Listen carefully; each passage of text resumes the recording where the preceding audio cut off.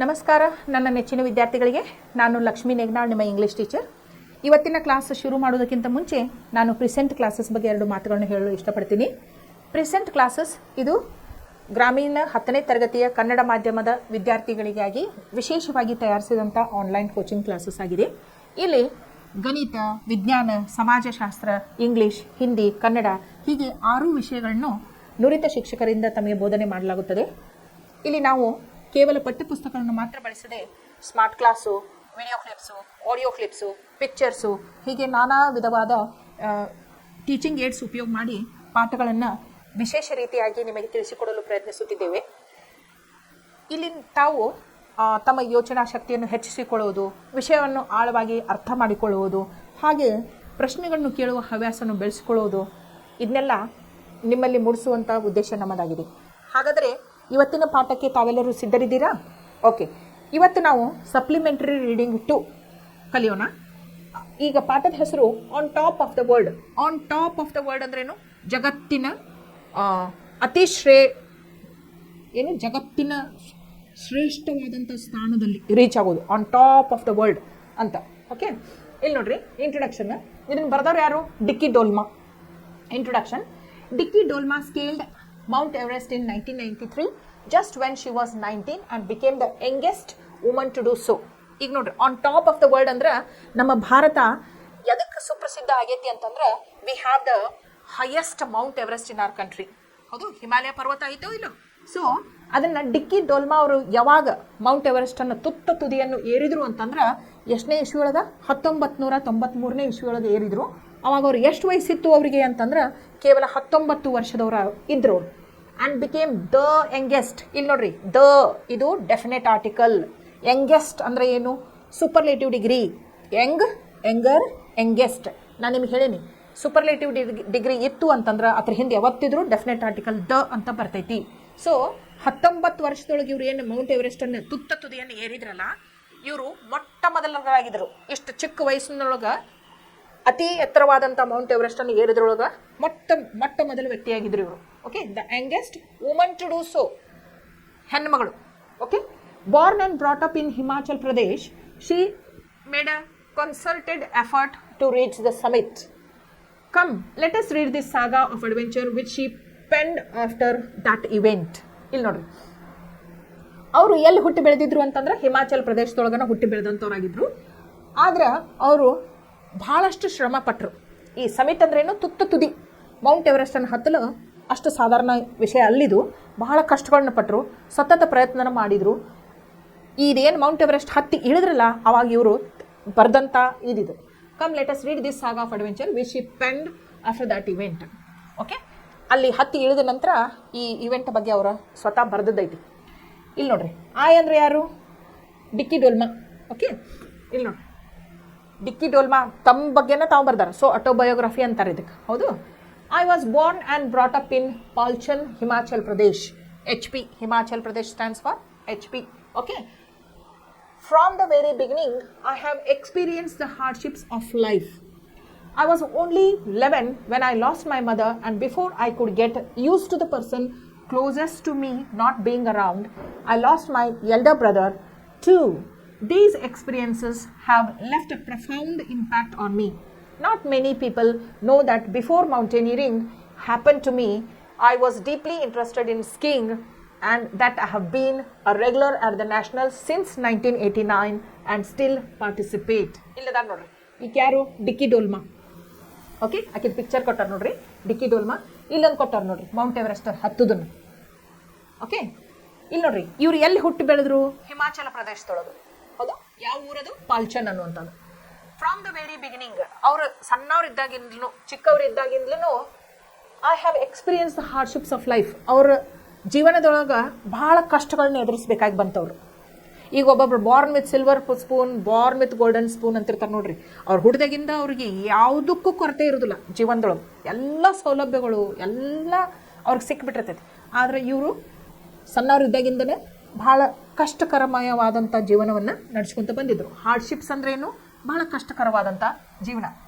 I was only 11. ನೋಡ್ರಿ, ಅವ್ರು ಕೇವಲ 11 ವರ್ಷದವ್ರು ಇದ್ದಾಗನ ಅವ್ರ ತಾಯಿ ತೀರ್ ಹೋದರು.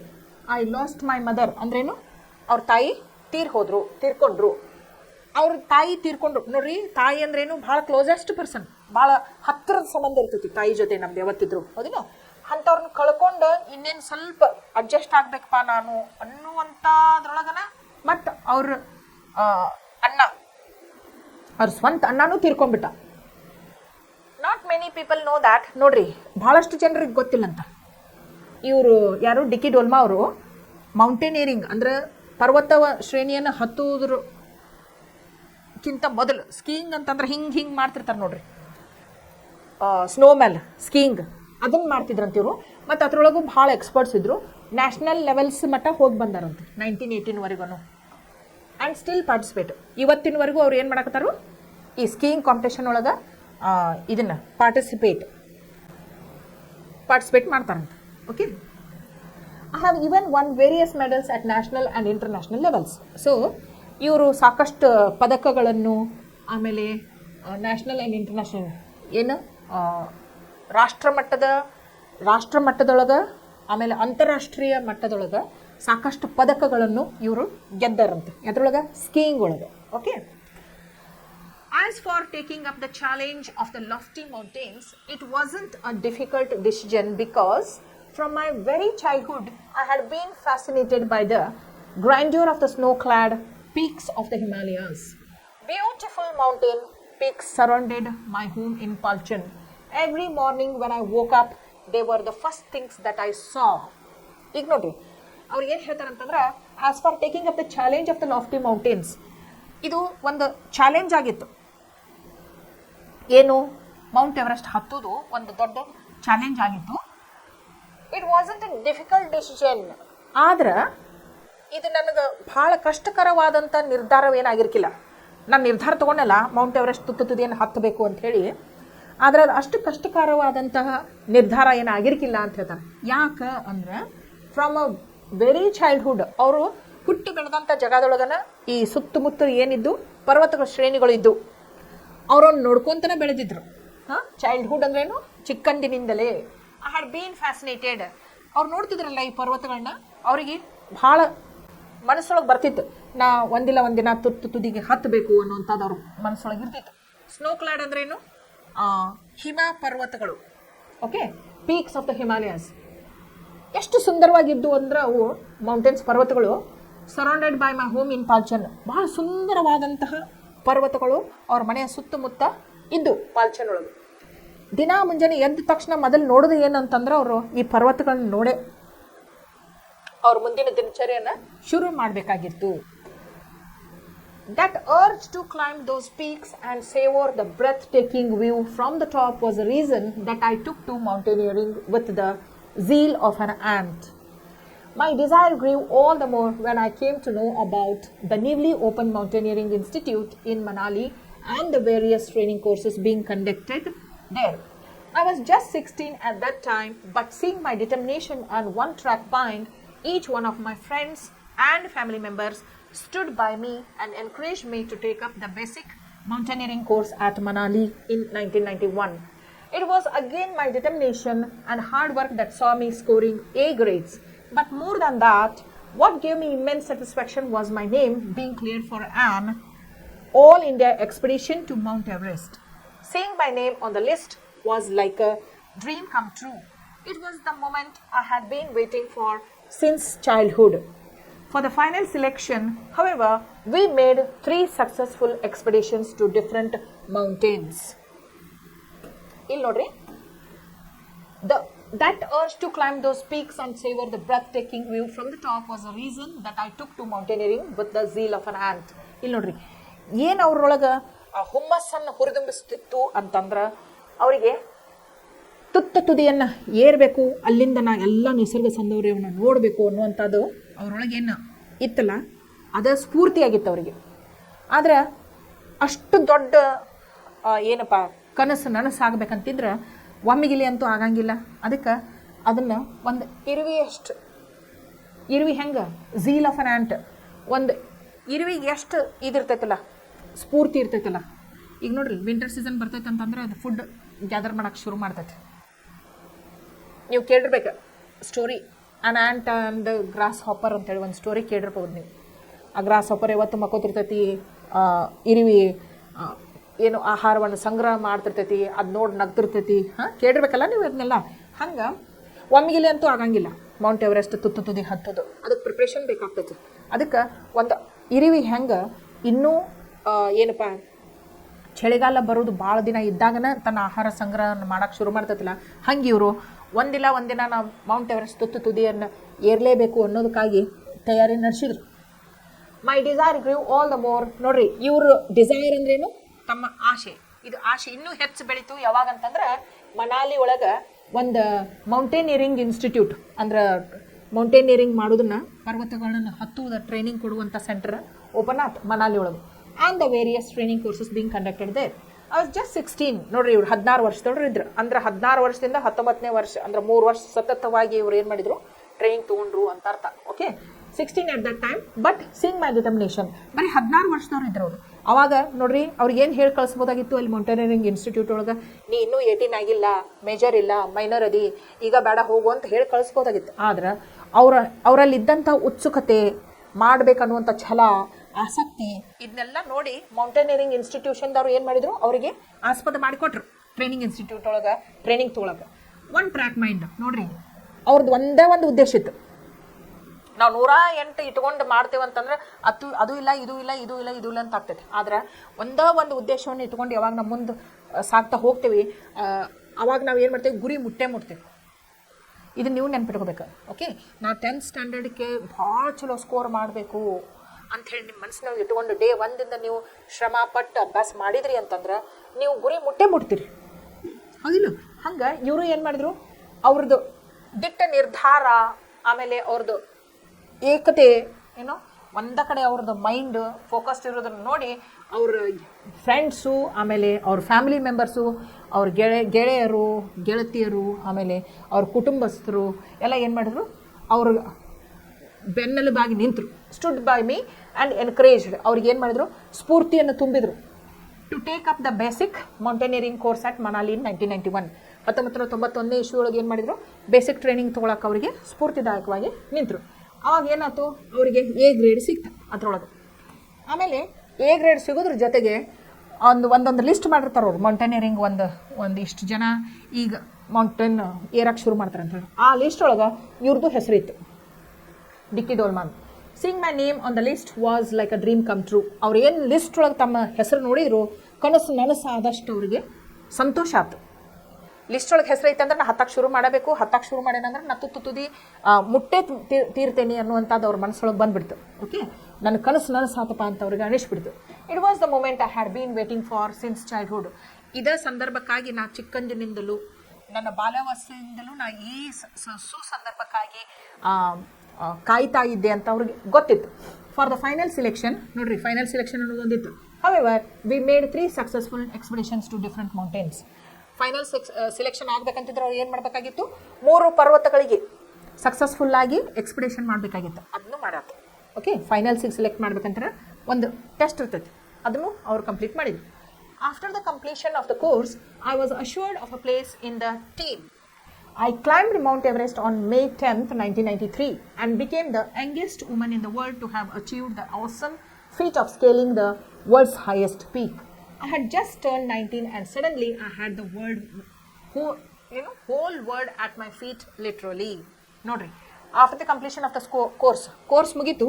ಅದೇನು ಮನಾಲಿ ಇನ್ಸ್ಟಿಟ್ಯೂಟ್ ಆಫ್ ಮೌಂಟೇನಿಯರಿಂಗ್ ಇತ್ತಲ್ಲ, ಅಲ್ಲಿ ಕೋರ್ಸ್ ಮುಗಿಸಿದ ತಕ್ಷಣ ಅವರಿಗೆ ಟೀಮ್ ಒಳಗೆ ಒಂದು ಜಾಗ ಕೊಟ್ಟರು. ಅಂದ್ರೆ ಟೀಮ್ ಮೆಂಬರ್ ಅಂಥೇಳಿ ಅವ್ರಿಗೂ ಇದನ್ನು ಮಾಡಿದ್ರು, ಇನ್ಕ್ಲೂಡ್ ಮಾಡಿಕೊಂಡ್ರು. ಆಮೇಲೆ ಮೌಂಟ್ ಎವರೆಸ್ಟ್ ಏನು ಮಾಡಿದ್ರು ಅವರು, May 10, 1993 ಮೌಂಟ್ ಎವರೆಸ್ಟನ್ನು ಯಂಗೆಸ್ಟ್ ಅಂದ್ರೇನು ಅತಿ ಚಿಕ್ಕ ವಯಸ್ಸಿನ ಹೆಣ್ಣು ಮಗಳಾಗಿ ಅವರು ಮೌಂಟ್ ಎವರೆಸ್ಟನ್ನು ಹತ್ತಿದ್ರು. Achieved the awesome feat of scaling the world's highest peak. ನೋಡ್ರಿ, ವರ್ಲ್ಡ್ಸ್ ಹೈಯೆಸ್ಟ್ ಪೀಕ್, ಜಗತ್ತಿನ ಅತಿ ಎತ್ತರದ ಪರ್ವತ ಶ್ರೇಣಿಯನ್ನು ಅವರು ಏರಿದ್ರು. ಜಗತ್ತು, ಭಾರತ ಅಷ್ಟ ಅಲ್ಲ. ಓಕೆ, ಆಟ್ ಜಸ್ಟ್ ಟರ್ನ್ಡ್. ನೋಡ್ರಿ, ಎಷ್ಟು ವಯಸ್ಸಿನವ್ರು ಇದ್ರು ಅವರು, 19 ವರ್ಷದವರು ಇದ್ರು ಕೇವಲ. ನೋಡ್ರಿ, ಎಂಥ ಸಾಹಸಮಯ ಜೀವನ ಅವ್ರದ್ದು. ಎಷ್ಟು ಕಷ್ಟಗಳಿದ್ರೂ ಎಲ್ಲ ಕಷ್ಟಗಳನ್ನ ಎದುರಿಸಿ ಅವರು ಯಶಸ್ಸಿಗೆ ಮಾತ್ರ ಏನು ಮಾಡಿದರು, ಗಮನವನ್ನು ಹರಿಸಿದ್ರು. ಆಮೇಲೆ ಯಶಸ್ಸು ಅವರ ಪಾದದ ಅಡಿ ಇತ್ತೀಗ. ಯಾಕೆ ಎಲ್ಲಿ ನಿಂತಿದ್ರವರು ಸಡನ್ಲಿ ಹಾಡ್ the whole world at my feet literally. ಜಗತ್ತಿನ ಅತಿ ಹೆಚ್ಚು ಎತ್ತರದಲ್ಲಿರುವ ಪರ್ವತದ ಶ್ರೇಣಿಯ ಮೇಲೆ ಅವರು ಇದ್ದರು ಅಂತಂದ್ರೆ ಇಡೀ ಜಗತ್ತು ಅವ್ರ ಕಾಲು ತೆಳಗಿದ್ದಂಗೆ ಅವ್ರಿಗೆ ಅನುಭವ ಆಗಾಕತ್ತಿತ್ತು. The view from above is something that only an Everester will understand, but perhaps not be able to fully describe. It was much more breathtaking than I could ever have imagined. The entire national and state awards that have been bestowed with are nothing compared to the experiences of seeing that view. ನೋಡ್ರಿ ಹೆಂಗಿತ್ತು ಅಂದ್ರೆ ಆ ದೃಶ್ಯ, ಅವರು ಜಗತ್ತಿನ ಅತಿ ಎತ್ತರದಲ್ಲಿರುವ ಪರ್ವತ ಶ್ರೇಣಿಯ ಮೇಲೆ ಏನು ಹತ್ತಿ ನಿಂತು ಎಲ್ಲ ನೋಡಿದ್ರಲ್ಲ, ಕಣ್ಣಾಡಿಸಿದ್ರಲ್ಲ, ಅದು ಎಂಥ ದೃಶ್ಯ ಇತ್ತು ಅಂತಂದ್ರೆ ಬ್ರೆತ್ ಟೇಕಿಂಗ್ ಅಂದ್ರೇನು, ಉಸಿರಾಡ್ಸೋದು ಕಷ್ಟ ಆತವ್ರಿಗೆ, ಅಷ್ಟು ಖುಷಿ ಆತವ್ರಿಗೆ. ಅಬೌಟ್ ಸಮಥಿಂಗ್ ದಟ್ ಓನ್ಲಿ ಅದನ್ನು ಯಾರು ಹೇಳ್ಬೋದು ಅಂತಂದ್ರೆ ನೋಡ್ರಿ, ಇಲ್ಲಿ ಯಾರು ಆ ಮೌಂಟ್ ಎವರೆಸ್ಟನ್ನು ಹತ್ತಿದವ್ರನ್ನ ಹೇಳ್ಬೋದು. ಅದು ಹೆಂಗೆ ಅನಿಸ್ತು ಅಂಥೇಳಿ ಸುಮ್ಕ ನಾನು ನೀವು ಹೇಳೋಕ್ಕಾಗಂಗಿಲ್ಲ. ಯಾರು ಕಷ್ಟಪಟ್ಟು 3 ವರ್ಷದಿಂದ ರಾತ್ರಿ ಹಗಲು ಕಷ್ಟಪಟ್ಟು ಸಣ್ಣಾಗಿದ್ದಾಗಿಂದ ಕನಸ್ಕೊಂಡು ಅದನ್ನು ನನಸನ್ನು ಮಾಡ್ಕೊಂಡಿರ್ತಾರಲ್ಲ, ಅವರೇ ಹೇಳ್ಬೋದು ಹೊರತಾಗಿ ಅದನ್ನು. ಈಗ ನೋಡಿರಿ 100 out of 100 ತೊಗೊಂಡ್ರಿ ಅಂತಂದ್ರೆ ಮ್ಯಾಥ್ಸಿಗೆ ಎಷ್ಟು ಖುಷಿ ಆಗ್ತೈತೆ ಅಂತ ನೀವೇ ಹೇಳ್ಬೋದು. ಯಾಕಂದ್ರೆ ಯಾವ ರೀತಿ ಪ್ರಿಪ್ರೇಷನ್ ಮಾಡಿದ್ರಂತ ನಿಮಗೆ ಗೊತ್ತಿರ್ತೈತಿ, ಇನ್ನೊಬ್ರು ಹೇಳಕ್ಕೆ ಸಾಧ್ಯ ಇಲ್ಲ ನಿಮ್ಮ ಪರವಾಗಿ. ಹೌದಾ? ಅರ್ಥ ಆತಲ್ಲ ನಿಮಗೆ? ಓಕೆ, ಇಲ್ಲಿ ನೋಡ್ರಿ, I could ever have imagined.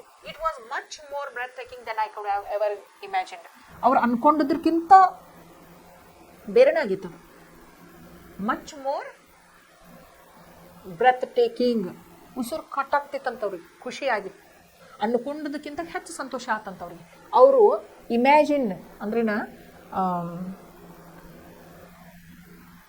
Imagine ಮಾಡಿದ್ರಕ್ಕಿಂತ ಹೆಚ್ಚಿತ್ತು. ದ ಎಂಟೈರ್ ನ್ಯಾಷನಲ್ ಆ್ಯಂಡ್ ಅವರು ಎಷ್ಟು ಸ್ಕೀಯಿಂಗ್ ಕಾಂಪಿಟೇಷನ್ ಒಳಗೆ ರಾಷ್ಟ್ರ ಪ್ರಶಸ್ತಿ ಆಮೇಲೆ ಅಂತಾರಾಷ್ಟ್ರೀಯ ಪ್ರಶಸ್ತಿ ಪದಕಗಳನ್ನು ಗೆದ್ದಿದ್ರಲ್ಲೋ ಅದಕ್ಕಿಂತ ಹೆಚ್ಚು ಸಂತೋಷ ಆತಂತೇಳಿ. ಬೆಸ್ಟೋಡ್ with are nothing.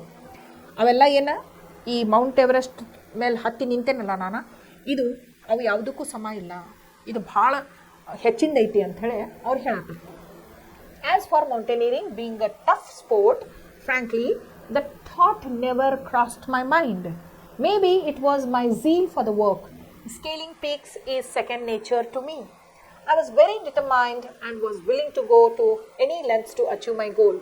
When it comes to hard work, I have never been scared. ನೋಡ್ರಿ, as for mountaineering being a tough sport, mountaineering ಅಂದ್ರೆ ಅಷ್ಟು ಸರಳವಾದಂಥದ್ದಲ್ಲಿದು.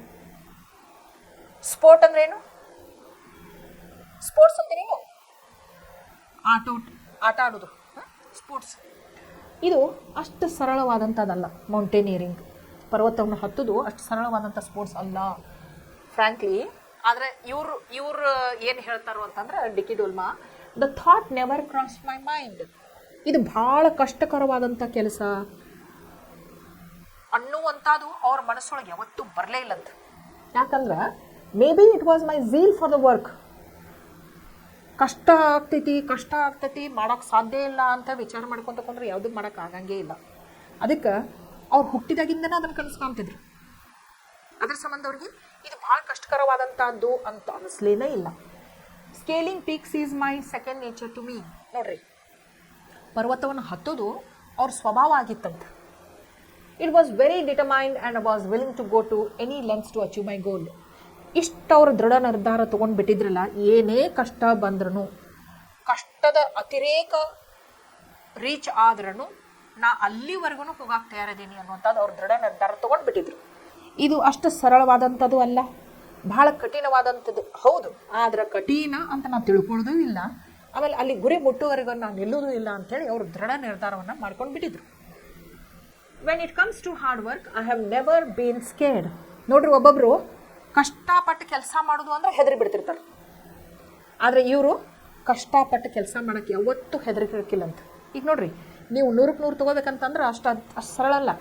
ನೀವು ರಾತ್ರಿ ಹೊತ್ತು ಎಚ್ಚರಿದ್ದ ಅಭ್ಯಾಸ ಮಾಡಬೇಕು, ಬೆಳಗಿನ ಮುಂಜಾನೆ ಬೇಗ ಎದ್ದು ಅಭ್ಯಾಸ ಮಾಡಬೇಕು. ಆಮೇಲೆ ಎಷ್ಟೋ ಕೊಂಡು ನೀವು ರೀಕ್ರಿಯೇಷನಲ್ ಆ್ಯಕ್ಟಿವಿಟೀಸ್ ಇರ್ತಾವಲ್ಲ, ಸಂತೋಷದಿಂದ ಕಾಲು ಕಳೆಯುವಂಥವು, ಟಿ ವಿ ನೋಡೋದು, ಮೊಬೈಲ್ ಹಿಡ್ಕೊಳ್ಳೋದು, ಪಿಕ್ಚರ್ ನೋಡೋದು, ಫ್ರೆಂಡ್ಸ್ ಜೊತೆ ಆಟ ಆಡೋದು, ಇವನ್ನೆಲ್ಲ ತ್ಯಾಗ ಮಾಡಬೇಕಾಗ್ತೈತಿ. ಅಷ್ಟು ಸರಳವಾದದ್ದಲ್ಲ. ಆದರೆ ದೃಢ ನಿರ್ಧಾರ ನೀವು ಮಾಡಿದ್ರಿ ಅಂತಂದ್ರೆ ಇಲ್ಲಪ್ಪ ನಾನು ರಿಸಲ್ಟ್ ಚಲೋ ಮಾಡಲೇಬೇಕು, ನಾವು ಒಂದು ಸ್ವಲ್ಪ ಸಕ್ರಿಫೈಸ್ ಮಾಡಬೇಕು ಇದಕ್ಕೆಲ್ಲಪ್ಪ ಅಂತ ಹೇಳಿ ನಿಮ್ಮನ್ನ ಯಾರೂ ತಡೆ ಹಿಡಿಯೋಕ್ಕೆ ಸಾಧ್ಯ ಇಲ್ಲ. ಹೌದಿಲ್ಲ? ಹಂಗೆ ಇವರು ಏನು ಮಾಡಿದರು, ಹಾರ್ಡ್ ವರ್ಕ್ ಮಾಡೋದಂದ್ರೆ ಇವ್ರಿಗೆ ಹೆದರಿಕೆ ಇರ್ತಿರ್ಕಿಲ್ಲ ಅಂತ ಮಾಡಿದ್ರೇ ನಮ್ಗೆ ಸಕ್ಸಸ್ ಸಿಗ್ತೈತೆ ಅನ್ನೋದು ಅವ್ರಿಗೆ ಗೊತ್ತಿದ್ದ ವಿಷಯ ಆಗಿತ್ತು.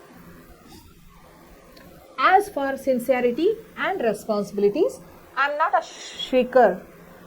In fact, the early hardships of life had helped me realize that success always follows hard work and dedication. In my quest for the Everest, I used to practice for hours daily. ಇಲ್ಲಿ ನೋಡ್ರಿ, as far sincerity and responsibilities ನೋಡ್ರಿ, first of all sincere ಇರಬೇಕು.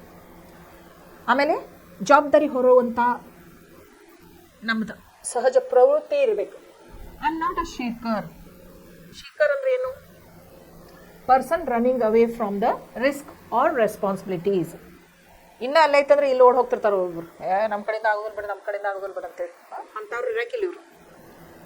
ಇನ್ನೂ ಅಲ್ಲೈತಂದ್ರೆ ಇಲ್ಲಿ ಹೆದರಿ ಓಡಿ ಹೋಗುವಂಥ ಅಲ್ಲ, ನಾ ಎದುರಿಸ್ತೀನಿ ಅನ್ನುವಂಥವ್ರು ಇದ್ರು. Okay, so I am not a shaker. In fact the early hardships of life had helped me realize. ನೋಡ್ರಿ, ಅವರು ತಮ್ಮ ಬಾಲ್ಯಾವಸ್ಥೆ ಒಳಗನ ಭಾಳಷ್ಟು ಕಷ್ಟಗಳನ್ನ ಎದುರಿಸಿದ್ರು. ಅದು ಏನು ಮಾಡ್ತು, ಅವ್ರನ್ನ ಗಟ್ಟಿ ಮುಟ್ಟಾಗಿ ಮಾಡಿಬಿಡ್ತು. ಕಷ್ಟಗಳನ್ನ ಎದುರಿಸೋದಂದ್ರೆ ಅವ್ರಿಗೇನು ಹೆದರಿಕೆನೇ ಬರ್ತಿರ್ಕಿಲ್ಲ, ಯಾಕಂದ್ರೆ ಅವ್ರು ರೂಢಿ ಆಗಿಬಿಟ್ಟಿತ್ತು ಕಷ್ಟಗಳನ್ನ ಎದುರಿಸಿ. ಅವರಿಗೆ ಅವ್ರು ಏನು ತಮ್ಮ ಚಿಕ್ಕ ವಯಸ್ಸಿನಲ್ಲಿ ಒಳಗನ ಕಷ್ಟಗಳನ್ನ ಎದುರಿಸಾಕತ್ರಲ್ಲ, ಅದು ಅವರಿಗೆ ಸಹಾಯ ಮಾಡ್ತು ಇಂಥ ದೊಡ್ಡ ಗುರಿ ಇಟ್ಕೊಂಡು ಸಾಧಿಸಕ್ಕೆ. Okay, realise that success always follows hard work. ಯಶಸ್ಸು ಯಾವತ್ತಿದ್ರು ಯಾವುದನ್ನು ಫಾಲೋ ಮಾಡ್ತೈತಿ? Hard work. Okay, and dedication. Dedication ಅಂದರೆ ಏನು? ಎಲ್ಲ ಫೋಕಸ್ ಅದ್ರ ಮೇಲೆ ಇಡೋದು, ಬೇರೆ ಇದ್ರೆ ಯಾವುದ್ರ ಮೇಲೆ ಲಕ್ಷ್ಯ ಕೊಡಲಾರ್ದೆ ಇರೋದು. ಇನ್ ಮೈ ಕ್ವೆಸ್ಟ್ ಅಂದ್ರೆ ಏನು? ಬಾಯಾರಿಕೆ ಫಾರ್ ದ ಎವರೆಸ್ಟ್. ಕ್ವೆಸ್ಟ್ ಯಾರಿಗಿತ್ತು? ನೀರು ಕುಡಿಬೇಕು, ಊಟ ಮಾಡಬೇಕು, ಚಂದಾಗಿ ಮಕ್ಕೋಬೇಕು, ಚಂದ ನರ್ಮೆ ಹಾಕ್ಕೋಬೇಕು, ಆರಾಮಿರಬೇಕು ಅನ್ನೋಂಥದ್ದು ಇರೋಕ್ಕಿಲ್ಲ. ಎವರೆಸ್ಟ್ ಹತ್ತಬೇಕು ಅನ್ನುವಂಥದ್ದು ಇತ್ತು ಹಸಿವು. I used to practice for hours daily. ಇದಕ್ಕಾಗಿ ಅವ್ರು ಏನು ಮಾಡ್ತಿದ್ರು? ತಾಸು ಗಂಟಲೆ ದಿನ ಪ್ರಾಕ್ಟೀಸ್ ಮಾಡ್ತಿದ್ರು. More than the physical or mental problems, my biggest headache was my financial situation. When I was getting ready for the final frontier, my father was bedridden and a lot of money was needed for his treatment. So the family had very little to offer me. We had to take a specific amount with us, which was really big for me. Yet I never once considered leaving the spot. ನೋಡ್ರಿ, ಕಷ್ಟಗಳು ಎಷ್ಟು ಬಂದು ಅಂತಂದ್ರೆ, ಇದೇನು physical problems ಇರ್ತಾವಲ್ಲ, physical R mental problems. Physical ಅಂದ್ರೇನು? ಭೌತಿಕ, ಮಾನಸಿಕ. ಈ ಕಷ್ಟಗಳಿಗಿಂತ ಮೈ ಬಿಗ್ಗೆಸ್ಟ್ ಹೆಡೇಕ್ ಯಾವುದು ದೊಡ್ಡ ತೆಲ್ಲುವಾಗಿತ್ತಂದ್ರೆ, ಇವರಿಗೆ ಡಿ.ಕೆ. ಡೋಲ್ಮಾಗ ಯಾವುದು ದೊಡ್ಡ ತೆಲ್ಲು ಅಂತಂದ್ರೆ ಫೈನಾನ್ಷಿಯಲ್ ಸಿಚುವೇಶನ್. ಅವರಿಗೆ ಹಣಕಾಸಿನ ಅಡಚಣೆಗಳು ಭಾಳ ಇದ್ದವು. ಅಂದರೆ ದುಡ್ಡು ಇರಾಕೆ ಇಲ್ಲ, ಭಾಳ ಬಡತನ ಇತ್ತು ಅವ್ರ ಹತ್ರ. ಅವ್ರು ಶ್ರಮ ವಹಿಸಕ್ಕೆ ಹಿಂದೆ ಮುಂದೆ ಮಾಡಲಿಲ್ಲ. ಅವ್ರಿಗೆ ಮೆಂಟಲ್ಲು ಸ್ಟ್ರೆಸ್ ಇರಲಿಲ್ಲ, ಫಿಸಿಕಲ್ಲು ಅನ್ನಿಸ್ತಿರ್ಕಿಲ್ಲ. ಆದ್ರೆ ಹೆಡೇಕ್ ಹೆಚ್ಚು ತೆಲ್ಲು ಯಾವ್ದ್ರದ್ದಾಗಿತ್ತು ಅಂತಂದ್ರೆ ದುಡ್ಡು ಇಲ್ಲಾರ್ದಕ್ಕಾಗಿತ್ತು. When I was getting ready for the final frontier, ನೋಡಿರಿ, ಫೈನಲ್ಗೆ ಏನೇನು ಸೆಲೆಕ್ಷನ್ ಆಗ್ತೈತಿ ಅನ್ನೋ ಟೈಮ್ದೊಳಗೆ ಅವ್ರ ತಂದೆಯವರು ಹಾಸಿಗೆ ಹಿಡಿದ್ಬಿಟ್ರು. ಅವ್ರು ಹಾಸಿಗೆ ಹಿಡಿದಾರೆ ಅನ್ನೋ ಸಂಬಂಧ ಅವ್ರ ಟ್ರೀಟ್ಮೆಂಟಿಗಾಗಿ ಸಾಕಷ್ಟು ದುಡ್ಡು ವ್ಯಯ ಆಯ್ತು. ಅಂಥ ಟೈಮ್ದೊಳಗೆ ಇವ್ರಿಗೆ ಕೊಡೋಕ್ಕೆ ದುಡ್ಡು ಇರೋಕ್ಕಿಲ್ಲ, ಒಂದಿಷ್ಟು ದುಡ್ಡು ಬೇಕಾಗಿತ್ತು. ಇದೇನು ಟೀಮ್ ಒಳಗೆ ಹೋಗ್ಬೇಕಂತಿದ್ರೆ ಒಂದಿಷ್ಟು ದುಡ್ಡಿನ ಅವಶ್ಯಕತೆ ಇತ್ತು for his treatment. So the family had very little to offer me. ಅವ್ರ ಕುಟುಂಬಸ್ಥರು ಅವರಿಗೆ ಸ್ವಲ್ಪ ದುಡ್ಡು ಕೊಡ್ಬೋದಾಗಿತ್ತು, ಎಷ್ಟು ಬೇಕಾಗಿತ್ತು ಅಷ್ಟು ಕೊಡೋಕ್ಕೂ ಇರಾಕಿಲ್ಲ ಅವ್ರ ಹತ್ರ. We had to take a specific amount with us. ಒಂದು ನಿರ್ದಿಷ್ಟವಾದ ದುಡ್ಡು ಅವ್ರು ತೊಗೊಂಡು ಹೋಗಬೇಕಾಗಿತ್ತು ಮೌಂಟೇನಿಯರಿಂಗ್ಗೆ, which was really big for me. ಅವರಿಗೆ ಅಷ್ಟು ದುಡ್ಡು ಇರೋಕ್ಕಿಲ್ಲ ಪಾಪ. ಯೆಟ್ ಆದ್ರೂ I never once considered leaving the spot. ಆ ಪರಿಸ್ಥಿತಿ ಬಂದ್ರೂ ನಾ ಮೌಂಟೇನಿಯರಿಂಗ್ ಹತ್ತೋದು ಬಿಟ್ಟು ಬಿಡ್ತೀನಿ ಅನ್ನುವಂಥದ್ದು ಅವರು ವಿಚಾರ ಮಾಡಲೇ ಇಲ್ಲ. ಓಕೆ, ಇಲ್ಲಿಗೆ ನಾನು ಇವತ್ತಿನ ಕ್ಲಾಸ್ ಮುಗಿಸ್ತೀನಿ. ನಾಳೆ 9th ಪ್ಯಾರಾಗ್ರಾಫ್ದಿಂದ ಶುರು ಮಾಡೋಣ. ಧನ್ಯವಾದ.